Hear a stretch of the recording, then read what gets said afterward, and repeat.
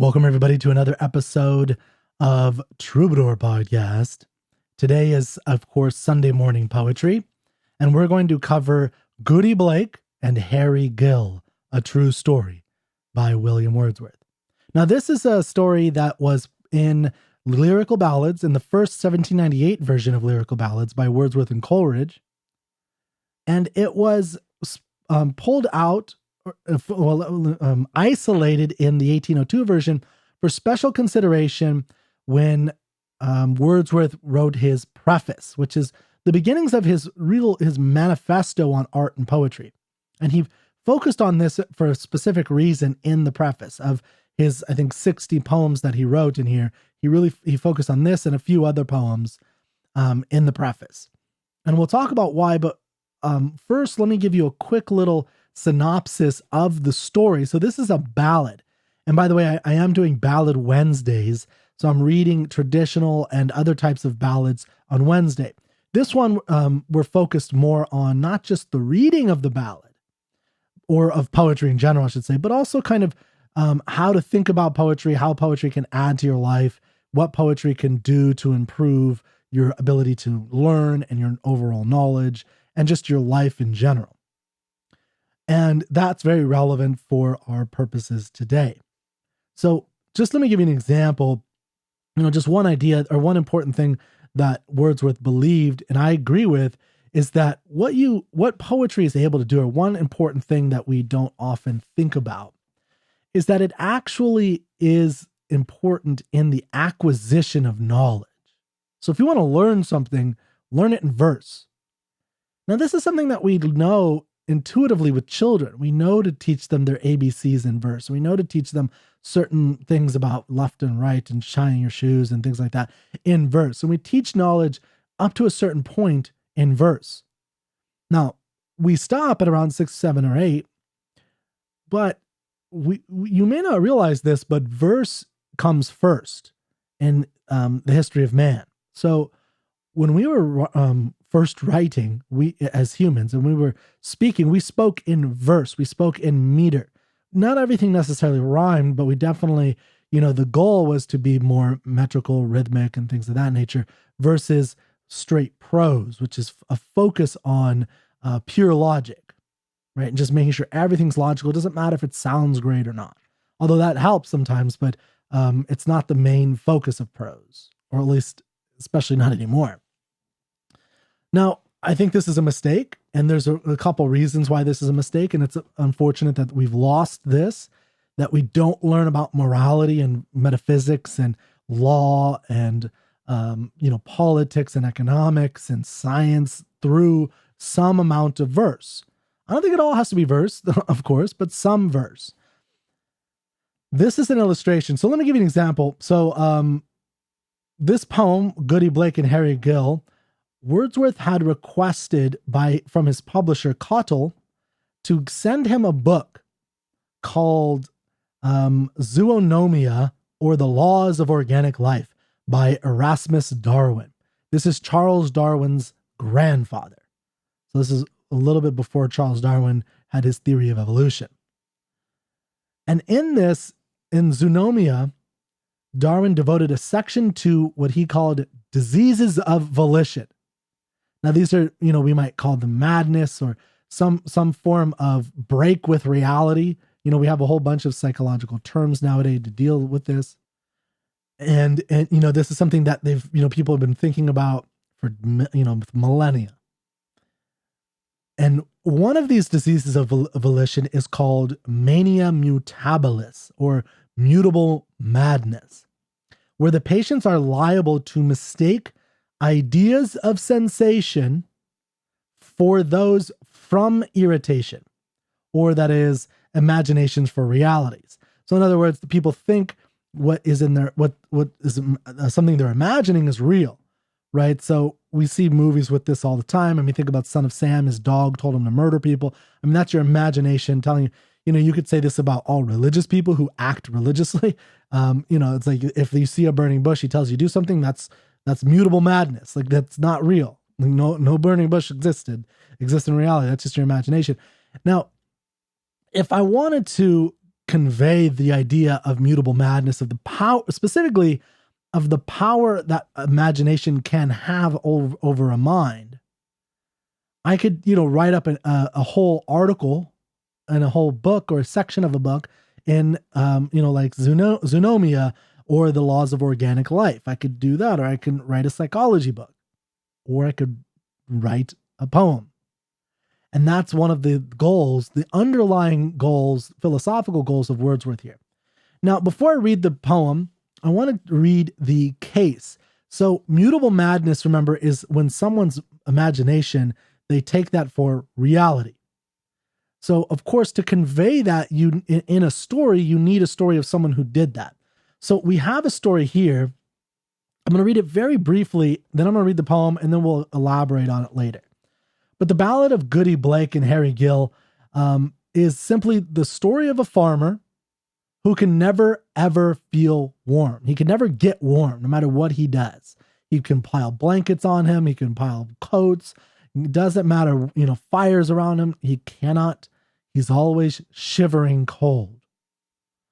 And he can never feel warm again after being cursed by an impoverished old woman he had captured stealing twigs from his hedge to feed her meager fire in the depths of winter. So his imagination that she cursed him, that's what caused him to have this coldness. That is the mutable madness. So, he's in this story, Goody Blake and Harry Gill, William Wordsworth is giving you many lessons. Lessons that are moral lessons that he might agree with about how you should treat your neighbors, especially when you're better off.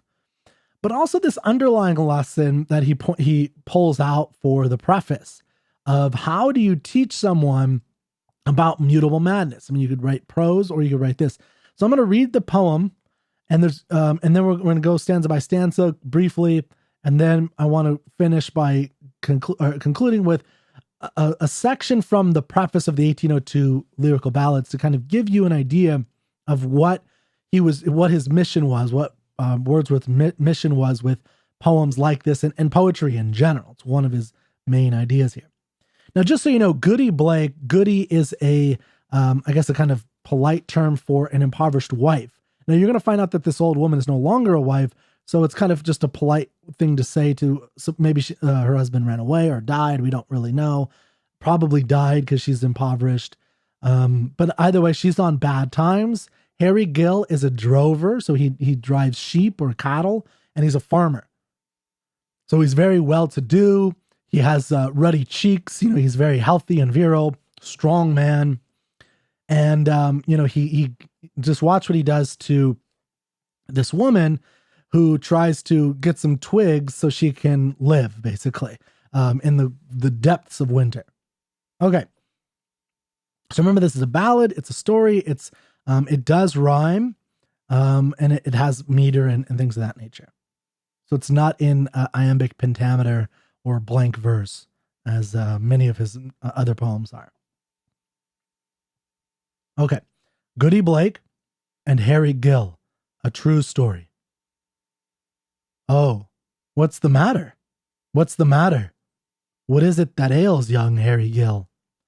That evermore his teeth, they chatter, chatter, chatter, chatter still. Of waistcoats, Harry has no lack. Good duffel gray and flannel fine. He has a blanket on his back and coats enough to smother 9. In March, December, and in July, 'tis all the same with Harry Gill. The neighbors tell and tell you truly. His teeth they chatter, chatter still. At night, at morning, and at noon, 'tis all the same with Harry Gill.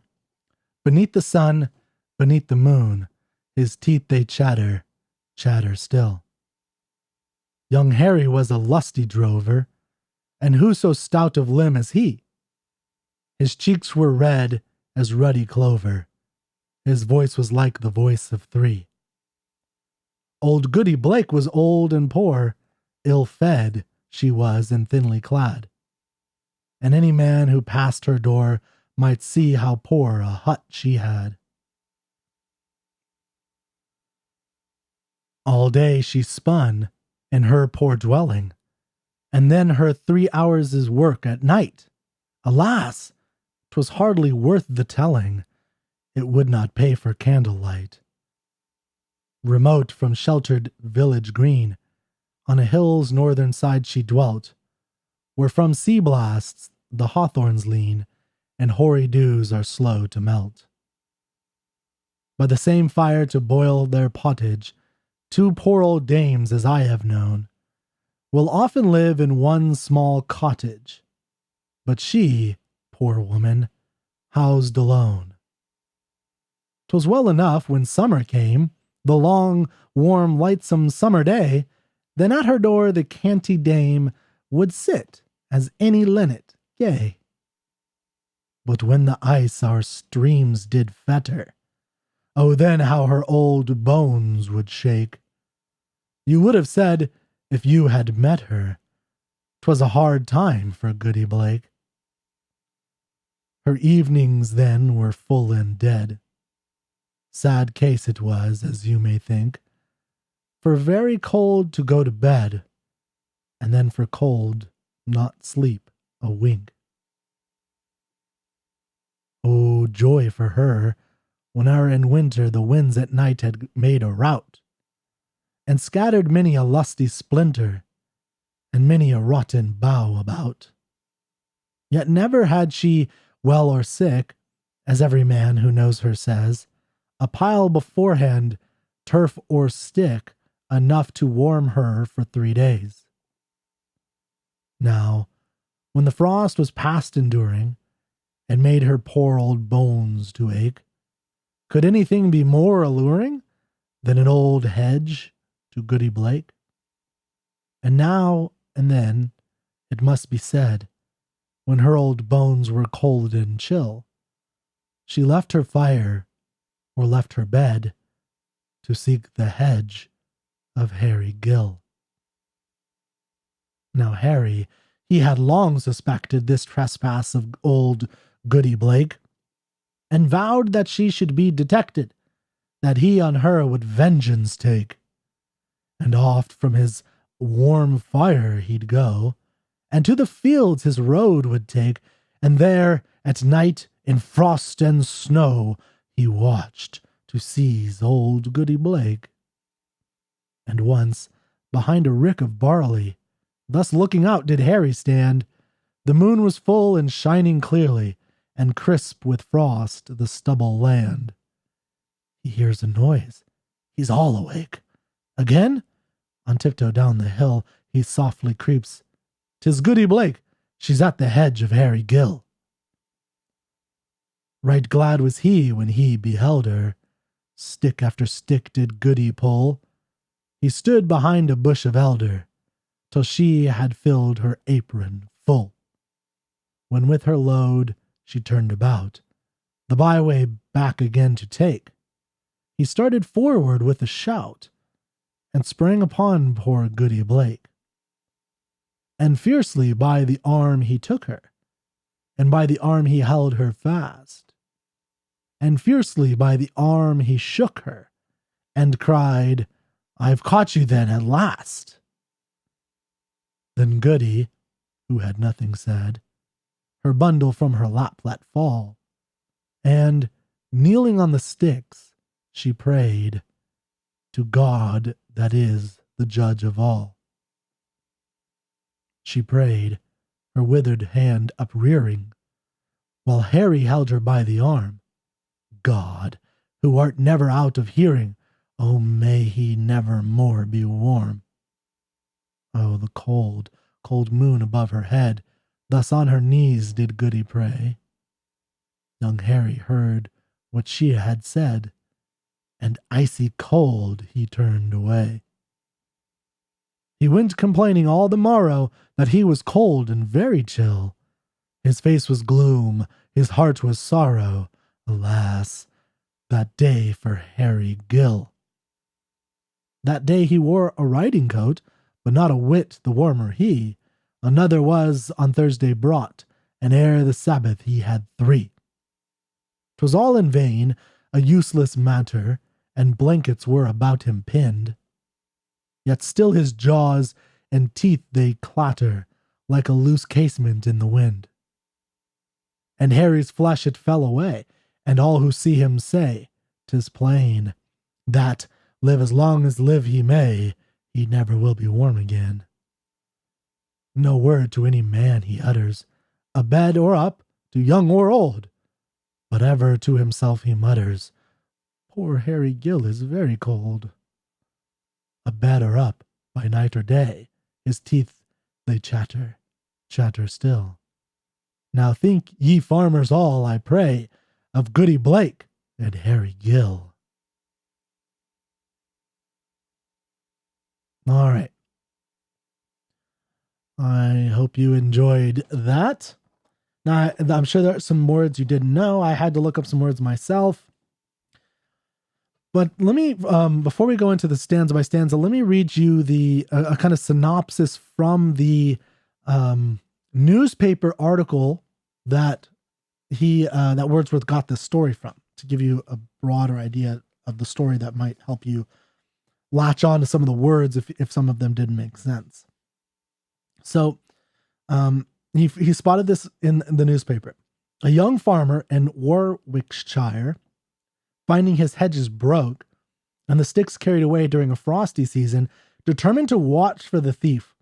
He lay many cold hours under a haystack, and at length an old woman, like a witch in a play, approached and began to pull up the hedge. He waited till she had tied up her bottle of sticks and was carrying them off, that he might convict her of the theft. And then, springing from his concealment, he seized his prey with violent threats. After some altercation in which her load was left upon the ground, she kneeled upon him, bottle of sticks, and raising her arms to heaven beneath the bright cold moon, then at the full spoke to the farmer already shivering with cold.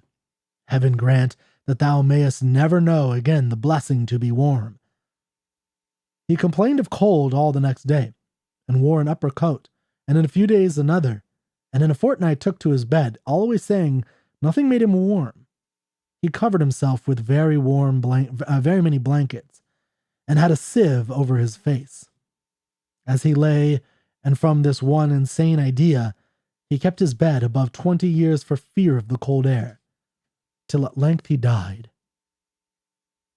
Now, when we go through the preface in a few minutes, I want to point out that William Wordsworth, really stressed the truth of this story, that this is something that happened, that the man, went to bed for 20 years.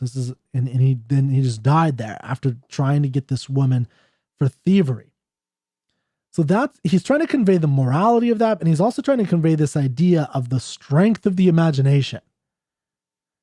And he does it with verse. He chooses verse to do it. And in a sense, one way to think about it is that newspaper article, no one's read that newspaper article in 200 years, but this poem has been read millions of times probably, but by millions of people over the course of a couple hundred years.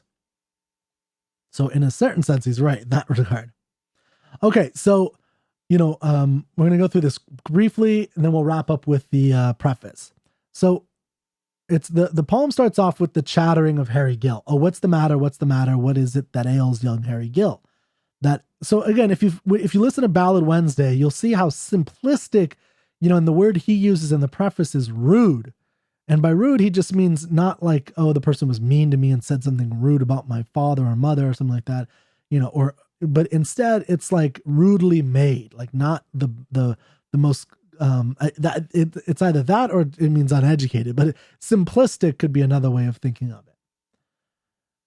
That evermore his teeth they chatter, chatter, chatter, chatter still. Of waistcoats Harry has no lack, good duffel grey.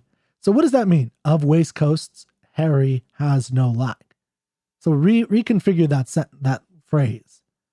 Harry has no lack of waistcoats, right? So this is, part of what makes poetry is the emphasis on meter and rhythm and rhyme, and less on the normal, what is to us the normal coordination of syntax. So subject verb. That's how you do English syntax. Harry has no lack preposition of waistcoats. So that's how we normally say that sentence. Harry has no lack of waistcoats, period. Right? But in poetry, that wouldn't work because it wouldn't work with the rhythm. You need to start chatter, chatter still of waistcoats. Harry has no lack. Good duffel gray and flannel fine. So there's a certain meter that he's going for. And of course the rhyme. So he's got to have it in this one. Gill still 9. No, I actually don't. What is lack going for? I guess it's one that doesn't, because it's a 1, 2, 3, 4, 5, 6, 8 lines. So for some reason the middle line doesn't rhyme. Unless I'm missing it. Matter. So matter, chatter, Gill still. There we go. No, I don't.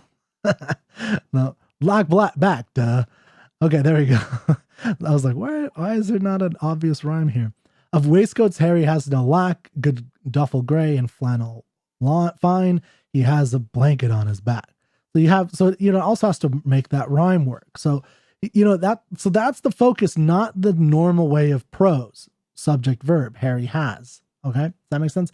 So that's one thing that poetry is very different in than prose. So in other words, you have to do the work to make it make sense a little bit. You have to kind of put it back in order. Of waistcoats, Harry has no lack. What does that mean? Oh, well, Harry has a lot of waistcoats. He also has good duffel gray waistcoats. He has flannel fine. These are examples of the waistcoats he has. And he also has a blanket on his back and coats enough to smother 9. So he has waistcoats. And then of course we have emphasis of the coats again to smother 9. And that's just to kind of emphasize how cold the guy is. Okay. So so we get the sense something's wrong with Harry. And in the second stanza, we get his teeth chatter year round. That's basically what this whole stanza is about. In March, December, and in July, 'tis all the same with Harry Gill. The neighbors tell you truly, his teeth they chatter still. And just kind of emphasizes the year-roundness of it. In the third stanza, Harry, we learn that he's a cattle farmer and a very strong man. So we learn, again, we're getting details about the character. Right? He was in the prime of his virile young life. How do we know that? His cheeks were red as ruddy clover. Ruddy is another emphasis of red, but it also has connotation of like ruddy cheeks off him. And that has an emphasis of strength and virility and youth. His voice was like the voice of 3. So he's got this powerful, booming, strong voice. I mean, if you're a weak person, you have this very meek song. Probably couldn't even hear me, right? And it's because I had a meek voice. Old Goody Blake was old and poor. Ill-fed she was and thinly clad. And any man who passed her door might see how poor a hut she had. So we have a comparison of the two characters, right? We have Harry, who's lusty, Goody Blake, who is not. And his name is Young Harry here and Old Goody Blake. So we have this contrast between the two. So, who should be helping whom? I mean, it's pretty obvious. All day she spun in her poor dwelling. Now, spinning, of course, is weaving. And she's a weaver that works at home. She's by herself, we learn. And, she works at home and she's weaving during the Industrial Revolution. So what's happening is she's losing all of her ability to make money weaving. Weaving used to be a very common and not lucrative, but you could survive by, the woman weaving at home and the husband was a farmer. You can make a little bit of extra money in trading things.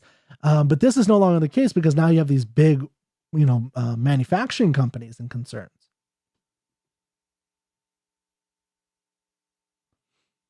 I should have switched my screen. If you're watching the video, I switched my screen to the other side so it's not blocking any text anymore. So she's an in-home weaver during the day, and she even works late into the night. And her work at night doesn't even pay for the candles she needs to light the place. So she's working at night. Basically, she's working at cost. So she's just barely surviving. And of course, coal is expensive and getting more expensive. And one thing we learn is that it's, is shipped to her. Remote from sheltered village green on a hill's northern side she dwelt, where from sea blasts the hawthorns lean and hoary dews are slow to melt.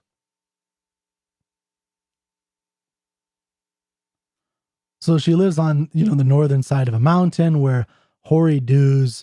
Hoary is usually, the way I've heard it is, it's like cobwebs, or it could be a hoary head, like white stringy stuff. So the adjective is white stringiness, and dew, of course, is like morning dew, is like the water moisture. So, but they're slow to melt. So that means it's frozen, hoary dews. So these are basically, it's slow for that to melt. So it stays cold for a long time where she is. By the same fire to boil their pottage, two poor old dames, as I have known, will often live in one small cottage.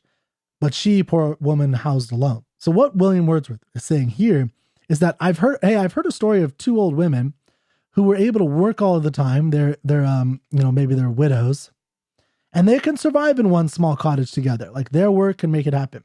But she, the Goody Blake, she is by herself and doesn't have anybody else to do this with. So she is very poor. Now in the summer, 'twas well enough when summer came, the long, warm, lightsome summer day, then at her door the canty dame would sit, any limit, and canty is lively, so that the canty, the lively dame, would sit as any linnet gay, a happy bird, like a bird, basically, like a songbird, linnet. Now, in the next stanza, when winter came, she shook from freezing. Her life was,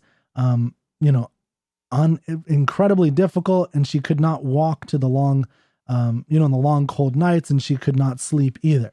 That's, but when the ice our streams did fetter, that is, shackle, like put shackles on, fetters, clamps on your wrist, for instance, would be fetters if you had handcuffs. So the streams are fettered by the ice. Oh, then how her old bones would shake. You would have said, if you had met her, 'twas a hard time for Goody Blake. Her evenings then were dull and dead. Sad case it was, as you may think. For very cold to go to bed, and then for cold not sleep a wink. So, think about how cold it would be if you were so cold, it was very cold to go to bed, and then it was so cold, even under all your blankets, you couldn't even get a wink of sleep in. That was crazy, right?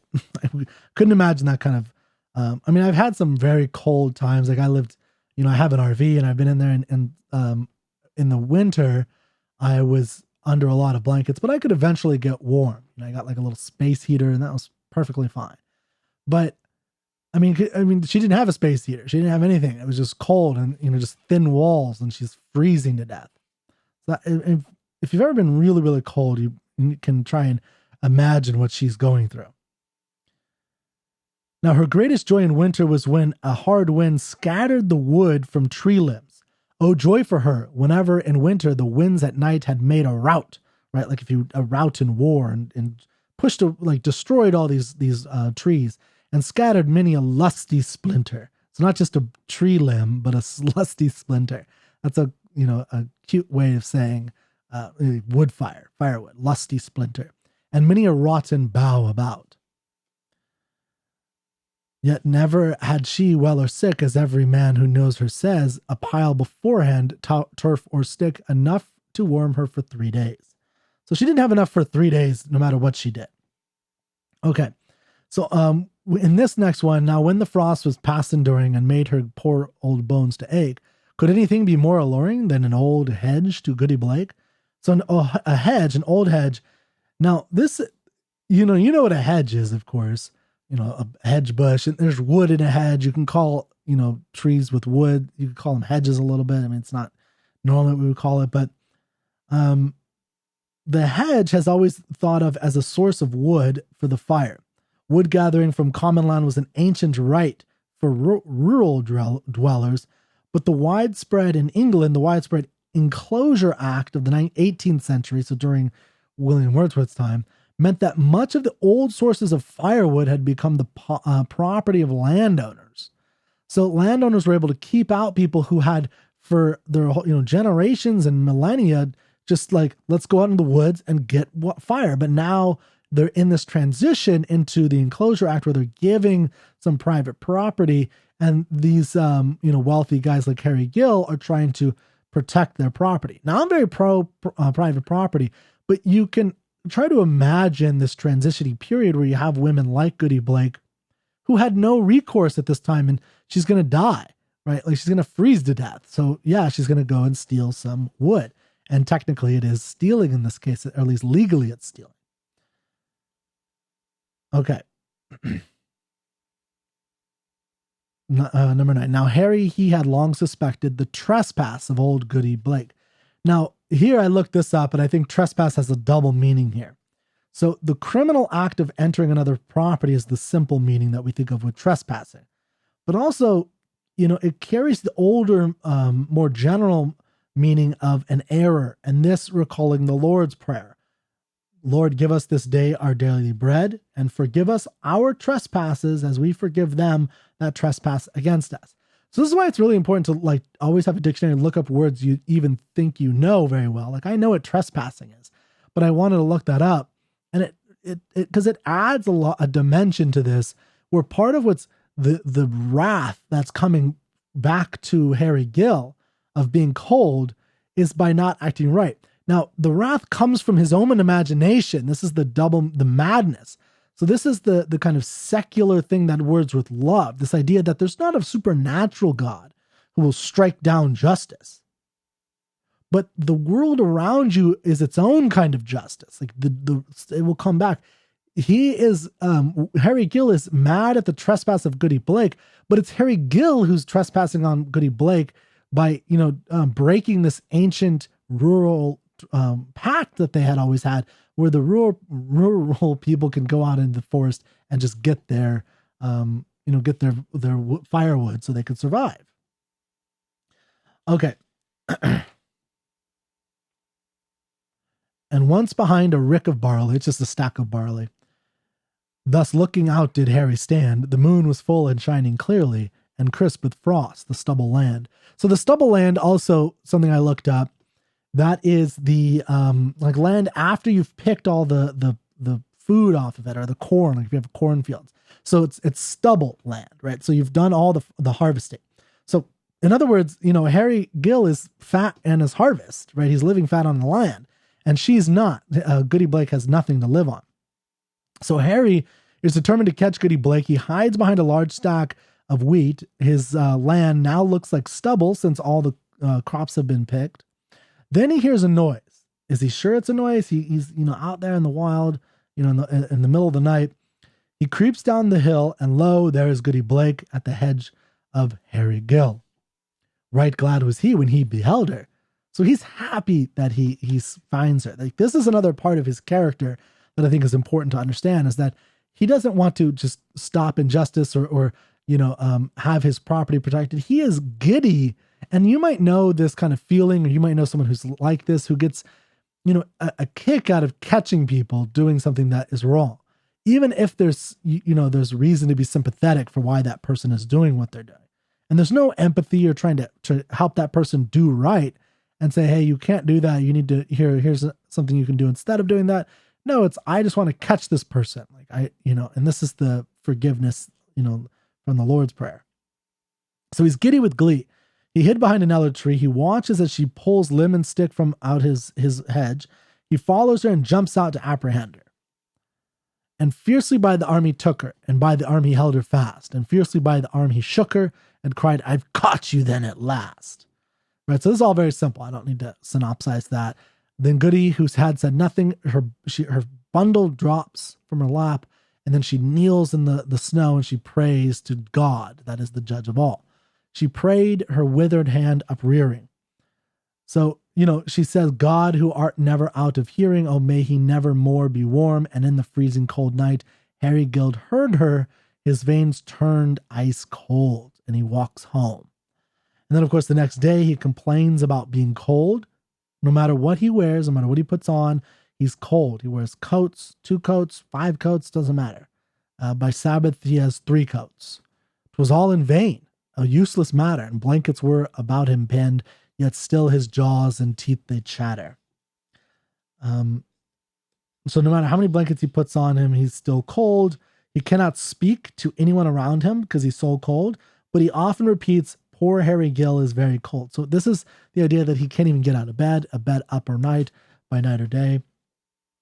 And then, of course, the last line is, now think, Like that, now think ye farmers all, I pray, of Goody, Blake, and Harry Gill.